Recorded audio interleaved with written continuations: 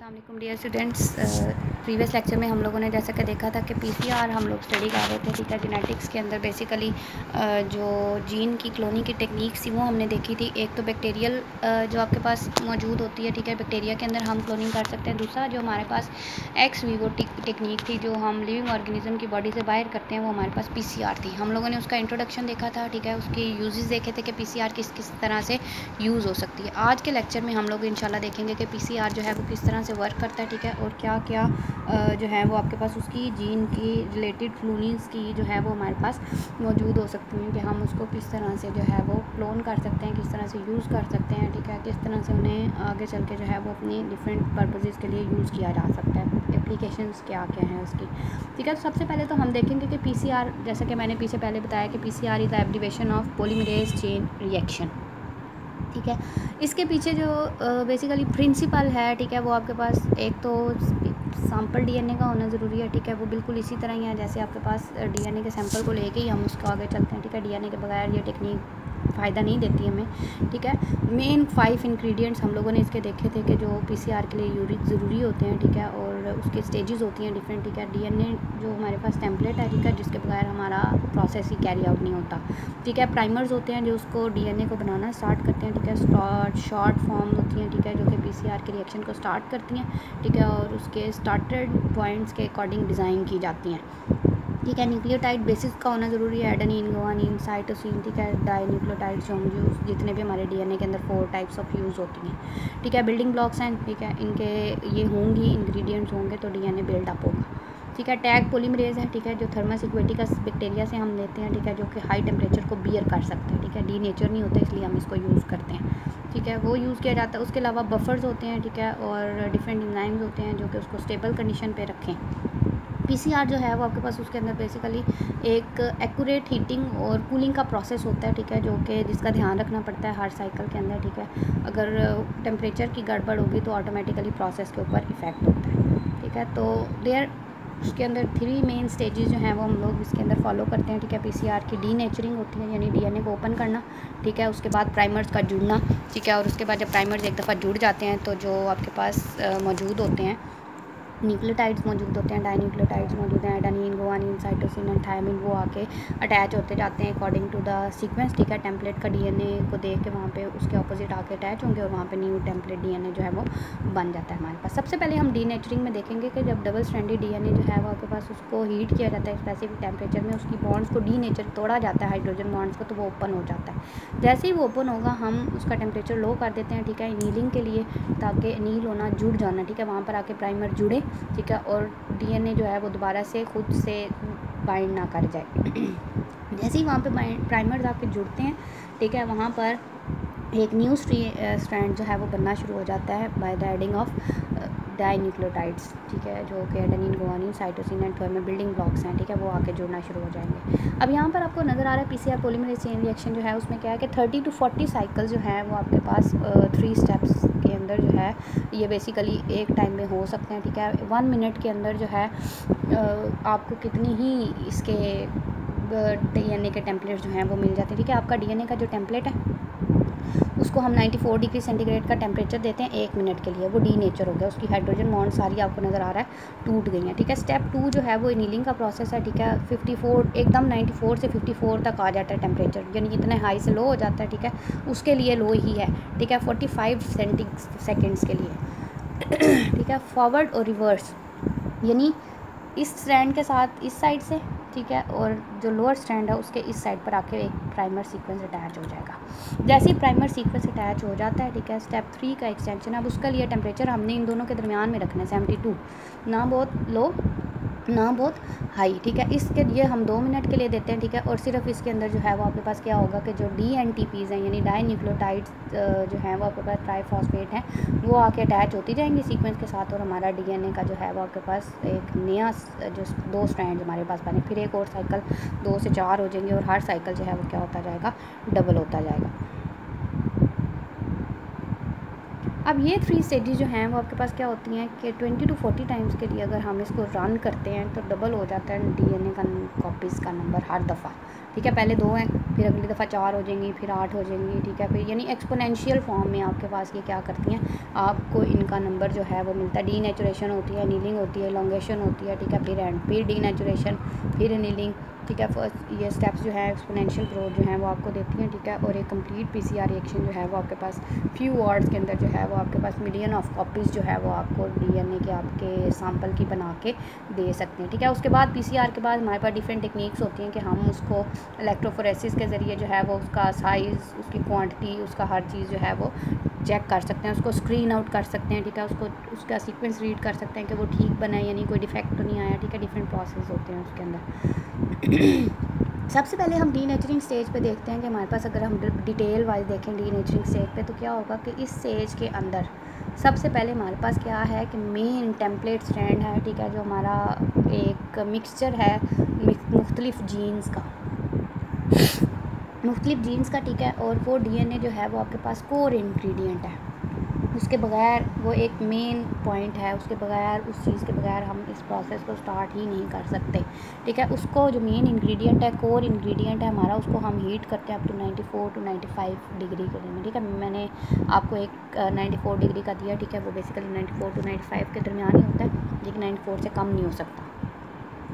उसके बाद high temperature जो है वो क्या करता है, बेसिकली हाइड्रोजन बॉन्ड्स को ब्रेक करता है, ठीक है। तो दोनों स्ट्रैंड्स को ब्रेक कर देगा और दोनों स्ट्रैंड सेपरेट हो जाएंगे। वैसे तो आपके पास नेचुरली ऑर्गेनिजम्स के अंदर ये काम जो है वो हमारे पास हेलिकेज एंजाइम करता है, लेकिन यहाँ पे हम हीटिंग से उसको डीनेचर कर रहे हैं बॉन्ड्स को, ठीक है। तो रिजल्ट्स में जब हम रेप्लिकेशन और ट्रांसक्रिप्शन पे पढ़ा था तो वहाँ पे ये ओपनिंग का काम जो है वो हेलिकेज कर रहा होता है, सीजर का काम, सीजर होती है, ठीक है। लेकिन यहाँ पर हमारे पास क्योंकि एंजाइम्स नहीं है, ठीक है, हम टेम्परेचर के ज़रिए उसको डीनेचर करेंगे, बॉन्ड्स को सेपरेट करेंगे दोनों स्ट्रैंड से। जैसे ही दोनों स्ट्रैंड सेपरेट होते हैं, ठीक है, आपके पास, ठीक है, वो ओपन कर देते हैं आपके पास के वहाँ पर इतनी ही देर के लिए ये ओपन हो कि वो दोबारा से रीजॉइन ना कर सकें, ठीक है। इतना टाइम उसको हो के उसकी बॉन्ड्स कम्प्लीटली ब्रेक डाउन हो जाए, ठीक है। ये ज़्यादा से ज़्यादा 1 मिनट के लिए या 30 सेकेंड्स तक के लिए मिनिमम आपको 15 to 30 सेकेंड देने लाजमी होते हैं, ठीक है। ज़्यादा से ज़्यादा आप 1 मिनट के लिए भी दे सकते हैं, ठीक है। मे भी कुछ बॉन्ड्स बीच में से ब्रेक होने, लेकिन 1 मिनट से ज़्यादा नहीं। क्रिटिकल टाइम उसका maximum 1 minute and minimum 15 to 30, ठीक है। 15 से कम ना हो और 1 मिनट से ज़्यादा ना हो, ठीक है। उसके बाद हमारे पास सेकंड स्टेज आ जाती है एनीलिंग स्टेज, ठीक है। एनीलिंग स्टेज के हम दौरान क्या करते हैं कि स्टेज के दौरान रिएक्शन जो है वो एकदम उसका टेम्परेचर जो है वो क्या कर दिया जाता है पीसीआर मशीन का 94 95 से एकदम 50 to 65 के दरमियान, ठीक है। ये रेंज है एक, लेकिन हम मैक्सिमम 54 to 55 के दरमियान में रखते हैं, ठीक है। इससे ये क्या करती है कि प्राइमर जो हमारे पास हमने वहाँ पर रिएक्टर के अंदर डाले हुए हैं वो फ़ौरन से क्या करते हैं कि स्पेसिफिक सीक्वेंस अपना ढूंढते हैं उस डीएनए के टेम्पलेट के ऊपर और फ़ौरन से वहाँ जाके क्या हो जाते हैं, बाइंड हो जाते हैं। इतना होता है कि डीएनए आपस में बाइंड ना करें, प्राइमर का सीक्वेंस जो है वहाँ पर जाके फ़ौरन से क्या कर ले, बाइंड कर दे, ठीक है, स्ट्रैंड के टेम्पलेट स्ट्रैंड के अंदर, और हाइड्रोजन बॉन्ड्स को जो है वो आपके पास क्या करें, आपस में डीएनए के दोनों स्ट्रैंड्स को जुड़ने ना दें। प्राइमर जो है वो सिंगल स्ट्रैंडेड डीएनए भी हो सकता है, ठीक है, और वो आरएनए का सीक्वेंस भी हो सकता है, ठीक है। आरएनए के अंदर सिर्फ ये होगा कि थायामीन की जगह यूरासिल हो जाएगा, ठीक है, लेकिन वो डीएनए के सीक्वेंस के साथ आगे जाकर अटैच हो सकती है, ठीक है। अब 20 to 30 बेसिस जो है इससे ज़्यादा नहीं हो सकती, ठीक है। ये एक रेंज है उसकी। एक प्राइमर जो है उसके अंदर 20 to 30 बेसिस होंगी ना, ठीक है। प्राइमर जो है उसको कॉम्प्लीमेंट्री सीक्वेंस, अपोजिट सीक्वेंस होता है हमारे पास, ठीक है, तो डीएनए का, ठीक है, शॉर्ट होता है, ठीक है। और इतना होता है कि आपके पास डीएनए की सेंसेस के अंदर वो जो है वो आपके पास स्टार्टिंग पॉइंट दे सके, ठीक है, क्योंकि स्टार्टर्स होते हैं, ठीक है, उनके बगैर जो है वो हमारे पास न्यूक्लियोटाइड्स को पता नहीं होगा कि हमारी कौन सी चीज़ जो है वो कॉपी होनी है। तो हमने जिस जीन को कॉपी करना है ना उसके स्टार्ट वाला कुछ रीजन बना के हम डाल देते हैं, उसी को हम प्राइमर कह रहे हैं स्टार्ट करने वाला, ठीक है, स्टेबल कर देगा वो उसको, ठीक है।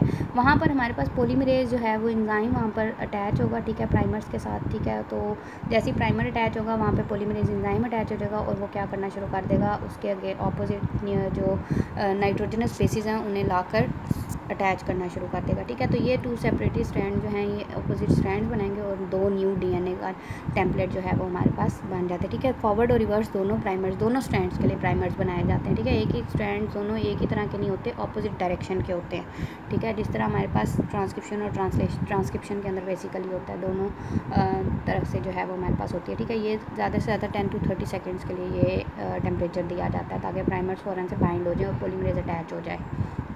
लास्ट जो है वो हमारे पास है एक्सटेंडिंग स्टेज, ठीक है, यानी इसमें सिर्फ एक्सटेंड होगा, ठीक है। और जैसे ही हमारा डीएनए का टेम्पलेट कंप्लीट होता है, ठीक है, इस पीसीआर मशीन को टर्न ऑफ कर दिया जाता है। यहाँ जितना टाइम के लिए हम उसे रन करना चाहते हैं, जितनी कॉपीज़ हमें चाहिए उतनी देर के लिए हम उसे रन करेंगे, ठीक है। ये सेट पॉइंट होता है, ठीक है। पीसीआर खुद ही इसको ऑटोमेटिकली कंप्यूटराइज्ड होती है, ठीक है। ये खुद ही उसके सेट पॉइंट को जो है वो अकॉर्डिंग टू देयर नीड उसको कम या ज़्यादा कर लेती हैं, ठीक है। फाइनल स्टेप होता है हमारे पास हीट जो है वो इंक्रीज़ की जाती है 54 से 72 तक। ये एक मिनिमम नहीं कह सकते हम, इसको एक ऑप्टिमम है, ठीक है, यानी दोनों का मिड है जिसके ऊपर पीसीआर एक्सटेंड होती है, ठीक है। ना इससे कम होना चाहिए ना इससे ज़्यादा होना चाहिए, ठीक है। ये इनेबल करती है न्यू डीएनए को जो उसके अंदर बनते हैं, ठीक है। स्पेशल जो आपके पास टैग पॉलीमरेज एंजाइम है जो कि न्यूक्लियोटाइड्स को ऐड करता है उसको स्टेबल रखती हैं, ठीक है। टैग डीएनए पॉलीमरेज जो है वो आपके पास लिया जाता है, मैंने जैसे पहले बताया, थर्मस इक्वेटिकस बैक्टीरिया से है, ठीक है। हाई टेम्परेचर बियर कर सकता है, ठीक है। और आप एफएससी में इसकी डिटेल आप लोगों ने पढ़ी हुई है, ठीक है। सिम्बियोटिक जो एंडोसिम्बियोटिक हाइपोथेसिस वाले हाइड्रोथर्मल वेंट्स के अंदर ये मौजूद थे, ठीक है। 60 में 80 डिग्री 120 डिग्री तक टेम्परेचर जो है वो ये बियर कर सकते हैं, ठीक है। ऐसे बैक्टीरिया भी होते हैं, ठीक है। टॉलरेट कर सकते हैं इसलिए क्योंकि हमने 94 तक टेम्परेचर लेके जाना होता है, तो उसमें ये एंजाइम डीनेचर नहीं होता। तो बैक्टीरिया जो है उसके अंदर ये एंजाइम जो है वो मौजूद होता है, इसलिए ये हाई हीट जो आपके पास हाइड्रोथर्मल वेंट्स होते हैं ना, जो गर्म पानी के चश्मे होते हैं, उनमें भी ये बैक्टीरिया सर्वाइव कर जाते हैं, ठीक है। इसको चाहिए होता है कि ये पीसीआर के अंदर जो है वो आपके पास इसलिए यूज़ किया जाता है टेम्परेचर की वजह से, ठीक है। डीएनए पॉलीमरेज उसके बाद जो है वो आपके पास वहाँ पर मौजूद होता है, ठीक है, जो कि हाई टेम्परेचर बियर कर सकता है, ठीक है। पॉलीमरेज के अलावा 37 डिग्री सेंटीग्रेड के टेम्परेचर को भी बियर कर सकता है, ठीक है। हमारी बॉडी के अंदर जो नेचुरली मौजूद होता है, ठीक है, उससे ज़्यादा डीएनए पॉलीमरेज जो हम दूसरे ऑर्गेनिज्म से लेते हैं, ठीक है, वो ज़्यादा से ज़्यादा 37 तक करेगा, लेकिन ये जो है वो आपके पास टैग पॉलीमरेज 80 से अबव टेम्परेचर भी बियर कर सकता है।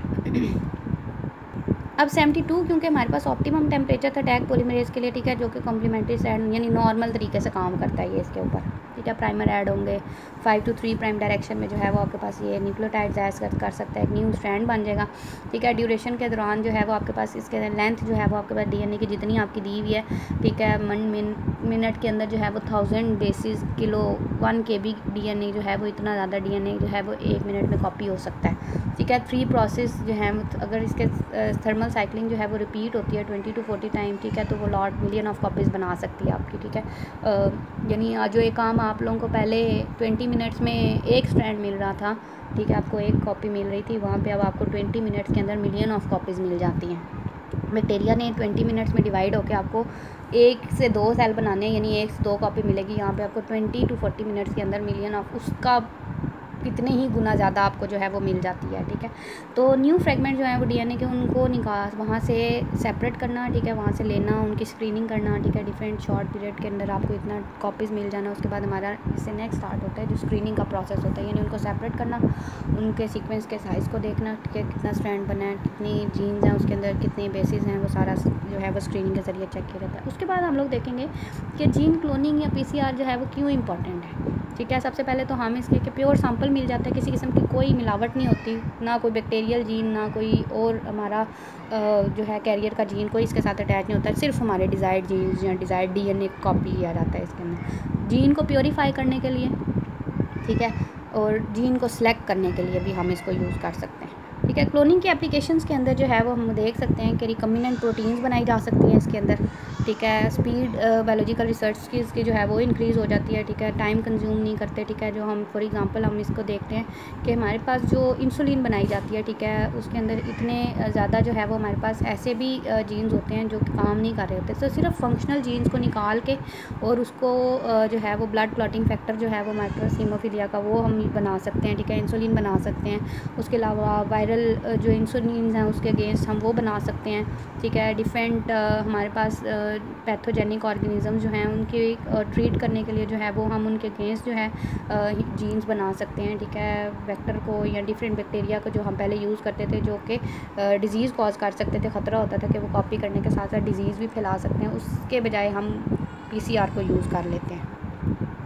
ठीक है। यहाँ पर आपको नज़र आ रहा होगा कि रिकम्बिनेंट प्रोटीन जो हैं वो क्या की जाती हैं कि जो रिकम्बिनेंट हमारे पास प्रोटीन पीसीआर प्रोडक्ट जो हम लेते हैं मैसेंजर आरएनए से, ठीक है, उनको रिस्ट्रिक्शन एंजाइम से डाइजेस्ट किया जाता है, ठीक है, अपने एक्सप्रेशन वेक्टर के अंदर डालेंगे, ठीक है, और अपनी मर्ज़ी की जीन और जो हमारे वहाँ पर कट किया है वहाँ पे हम same type of restriction enzymes use करते हैं, ठीक है, वो लाइगेज होते हैं वहाँ पे, ठीक है। एक न्यू आपके पास रिकम्बिनेंट डीएनए बनता है और इसको हम ग्रो करवा सकते हैं डिफरेंट बैक्टीरिया के अंदर करवा सकते हैं या पीसीआर के अंदर ही हम उस हिस्से को डाल के फिर उसको प्योरीफाई भी कर सकते हैं। उसके अलावा मेडिसिन के अंदर जो है वो इसके अंदर जैसे इंसुलिन का मैं पहले बता चुकी हूँ कि सबसे पहले हम उसकी बीटा सेल्स होते हैं, ठीक है, लैंगरहैंस पैंक्रियास के अंदर वो प्रोड्यूस होती है, ग्लूकोज के लेवल को कंट्रोल करती है, ठीक है, और डिफरेंट डिजीज़ के अगेंस्ट, ठीक है। अब आर्टिफिशियली जो है वो इंसुलिन लगाई जाती है, ठीक है, इंजेक्शंस के ज़रिए, ठीक है, तो उसको प्रिपेयर किया जाता है जीन क्लोनिंग के ज़रिए और पीसीआर की मशीन के ज़रिए जीन निकाल के उसकी कॉपी की जाती है, उसको ऐसे वेक्टर के अंदर डाला जाता है जो उसको उसके एक्सप्रेशन शो कर सके, जैसे बैक्टीरिया, ठीक है। फिर बैक्टीरिया को जो है वो आपके पास उसके अंदर वो जीन्स डाल के एक्सप्रेशन शो करवाए जाते हैं, वहाँ पे वो अपनी प्रोडक्ट देती है और वहाँ से वो प्रोडक्ट हम जो है वो डिफरेंट थर्मो रिएक्टर्स के अंदर जाके उनको तोड़ के वहाँ से बैक्टीरियल सेल्स को निकाल के वहाँ से अपनी प्रोडक्ट जो है वो निकाल लेते हैं। उसके अलावा डिफरेंट प्रोटीन्स हैं, ह्यूमन वैक्सीन्स हैं, ठीक है, इंटरफेरॉन्स हैं, ठीक है, हीमोफीलिया का फैक्टर 18 है, ग्रोथ हार्मोन्स हैं, ठीक है। उसके अलावा जो है वो हमारे पास डिफरेंट कैंसर ट्रीटमेंट के लिए हम यूज़ कर सकते हैं, ठीक है। रिकम्बिनेंट टेक्नोलॉजी के ज़रिए हम उन्हें बैक्टीरिया के अंदर एक्सप्रेशन शो करवा के अपनी प्रोडक्ट ले सकते हैं आर्टिफिशियली, ठीक है, बजाय इसके कि हम हमेशा जो है वो न्यू सेल्स लेके लिविंग ऑर्गेनिज्म से उनकी कॉपीज़ करवाएँ। यहाँ तक हमारा आज का लेक्चर जो है वो कंप्लीट हो जाता है कि ये डिफरेंट उसकी एप्लीकेशंस थी कि हम उसको मेडिसिन पर्पस के लिए, रिसर्च पर्पसेस के लिए, जीन्स को स्टडी करने के लिए, जीन में डिजीज़ स्टडी करने के लिए कि क्या डिजीज़ हैं, किस जगह पे सीक्वेंस में चेंज आ रहा है, ठीक है, किस जगह पर जो है वो आपके पास डीएनए के अंदर चेंज मौजूद है, या अगर अपनी मर्ज़ी की जीन्स हम लोगों ने कॉपी करनी है, ठीक है, इंसुलिन बनाने के लिए या डिफरेंट फैक्टर्स बनाने के लिए, वैक्सीन बनाने के लिए, तो हम इन जीन्स को जो है वो कॉपी करवा के उनके ज़रिए क्लोनिंग करके, ठीक है, फिर पीसीआर के ज़रिए भी की जा सकते हैं। पीसीआर ने ये काम आसान कर दिया कि हम कम टाइम में जो है, यानी रिसर्चर्स के लिए आसानी हो गई कि वो जहाँ पर पहले उनको हफ्ते महीनों साल लगते थे वो आप दिनों के अंदर अपना रिसर्च कंप्लीट कर सकते हैं पीसीआर के ज़रिए अपने जीन्स को स्टडी करके, ठीक है। पहले उनके लिए इन्वायरमेंट सूटेबल चाहिए था, लेकिन अब पीसीआर रिएक्टर्स के अंदर डाल के हम उन्हें एक आर्टिफिशियल इन्वायरमेंट दे के जीन्स की कॉपीज़ जो हैं वो बना के हम उसके सीक्वेंस को स्टडी कर सकते हैं डिटेल्ड में, ठीक है, और वहाँ से हमें कम टाइम में ज़्यादा इन्फॉर्मेशन मिल जाती है और हमने अपनी प्रोडक्ट्स जो आर्टिफिशियल बनानी है, इंसुलिन है,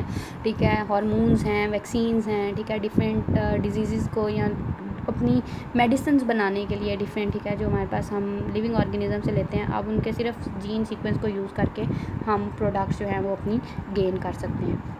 इसके साथ ही हमारा आज का लेक्चर कंप्लीट हो जाता है। इसके बाद हम देखेंगे कि हम यहाँ पर जो हम लोगों ने पीसीआर के ज़रिए जो जीन्स बनाई हैं, जो डीएनए का टेम्पलेट बनाया है, हम उनके ज़रिए जब प्रोटीन्स बनाते हैं या रिकम्बिनेंट वैक्सीन्स बनाते हैं या हम अपनी प्रोडक्ट्स बनाते हैं, तो हम उसको कैसे स्क्रीन कर सकते हैं, उसको कैसे सेव कर सकते हैं कि हमें बार बार पीसीआर जो है करने के लिए हमें नए सिरे से एनिमल के अंदर से या ह्यूमन बींग्स के अंदर से वो जीन ना निकालना पड़े। हम उसको लाइब्रेरीज़ की फॉर्म में क्या करते हैं कि हम उसको सेव करके रख देते हैं, जब ज़रूरत पड़ी वहाँ से जाके लेबल हम लोगों ने फ्रैगमेंट निकाला, उसकी कॉपीज़ बनाई, और हाँ, यानी एक ही दफ़ा हमें उसकी जो है वो रीडिंग करनी पड़ती है, हम बार बार रीडिंग नहीं करते, हम उसको सेव कर लेते हैं और सिर्फ डिज़ायर्ड जीन निकाल के सिर्फ उसकी कॉपीज़ बनाते हैं, बजाय इसके कि हम हमेशा हर दफ़ा पूरे का पूरा डीएनए कॉपी करें, ठीक है। तो यहाँ से हमें सहूलत हो जाती है। इंशाल्लाह हम नेक्स्ट लेक्चर में देखेंगे कि स्क्रीनिंग कैसे की जाती है और लाइब्रेरीज़ कैसे बनाई जाती हैं डीएनए की। Thank you, take care, Allah.